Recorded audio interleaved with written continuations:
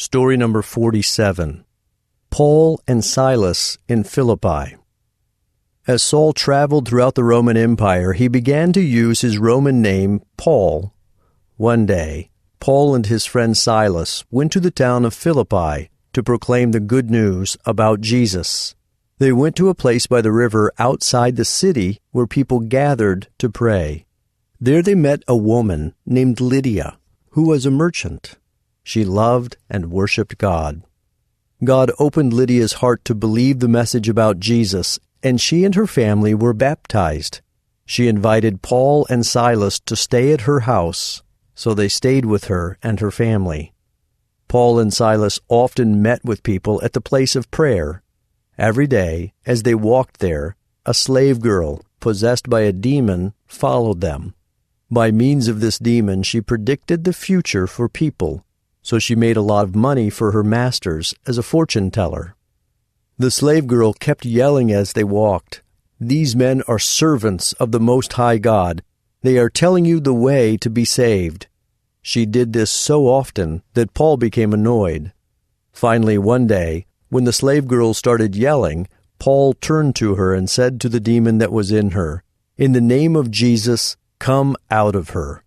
Right away, the demon left her. The men who owned the slave girl became very angry. They realized that without the demon, the slave girl could not tell people the future. This meant that people would no longer pay her owners money so that she would tell them what would happen to them. So the owners of the slave girl took Paul and Silas to the Roman authorities, who beat them and threw them into jail. They put Paul and Silas in the most secure part of the prison and even locked up their feet. Yet in the middle of the night, they were singing songs of praise to God. Suddenly, there was a violent earthquake. All the prison doors flew open and the chains of all the prisoners fell off. The jailer woke up, and when he saw that the prison doors were open, he was terrified. He thought all the prisoners had escaped, so he planned to kill himself. He knew the Roman authorities would kill him if he allowed the prisoners to escape. But Paul saw him and yelled, "Stop! Do not hurt yourself. We are all here." The jailer trembled as he came to Paul and Silas and asked, "What must I do to be saved?" Paul answered, "Believe in Jesus, the Master, and you and your family will be saved." Then the jailer took Paul and Silas into his home and washed their wounds. Paul preached the good news about Jesus to everyone in his house. The jailer and his whole family believed in Jesus and were baptized.